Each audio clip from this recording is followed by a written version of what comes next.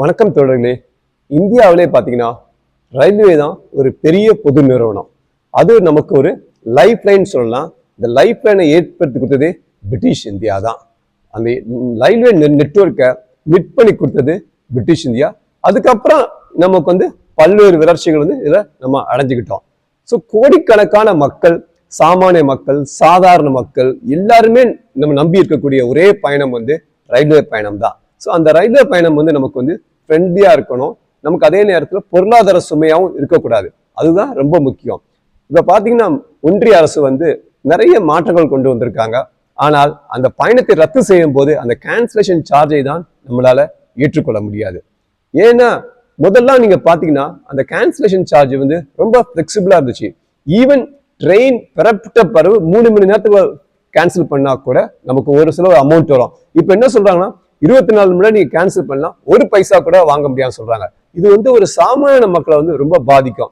Suppose ஒரு குடும்பத்துல ஒரு 5 பேர் டிக்கெட் போட்டிருக்காரு, ஒரு 5000 ரூபாய் செலவாகுதுன்னு வச்சுக்க. திடீர்னு யாருக்காவது ஒரு உடல்நல குறைவு எடுக்கும்போது அந்த 5 பேர் இந்த குடும்பத்துல பயணம் செல்ல முடியாத ஆயிரும். ஸோ அவங்களே ஒரு பொருளாதாரத்தை கஷ்டத்துல இருக்கும்போது இந்த கேன்சலேஷன் பணமும் போயிடுச்சுன்னா அவங்களுக்கு பெரிய ஒரு சுமையும் ஒரு இழப்பீடும் ஏற்படுது. இதை ஒன்றிய அரசு கண்டிப்பாக கருத்தில் கொள்ள வேண்டும். பெரும்பாலும் டிக்கெட்டை முன்பதிவு செய்யும் போது திட்டமிட்டு தான் முன்பதிவு செய்யறாங்க குடும்பத்தோட பயணம் செய்யும் போது. அப்போ நம்ம திடீர்னு ஒரு குடும்பத்துல சூழ்நிலைகள் வரும்போது, நெருக்கடி வரும்போது நம்ம பயணத்தை ரத்து செய்யதான் ஆகணும்.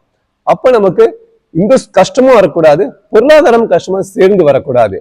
ஸோ நம்ம இந்த பயணத்தை ரத்து செய்யும் போது கண்டிப்பாக இப்ப எந்த ட்ரெயினும் காலியா போறது கிடையாது. எல்லா ட்ரெயினும் ஃபுல்லா போகும்போது எல்லா ரயில்வே டிக்கெட்டும் நல்ல வருமானம் வருது. வருமானம் வரும்போது ஏன் இதையும் கூட கூட சுமையை மக்களுக்கு ஏத்தணும்?